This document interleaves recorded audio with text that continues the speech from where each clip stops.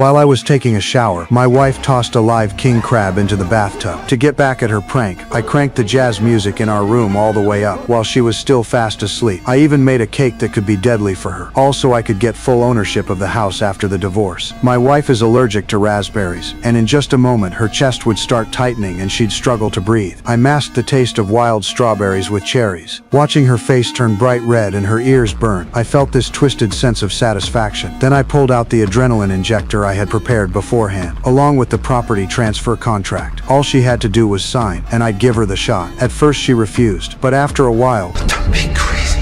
Just sign it. with the situation getting more and more urgent, she had no choice but to sign. Thinking my plan had worked, I didn't hesitate to stab the adrenaline into her shoulder.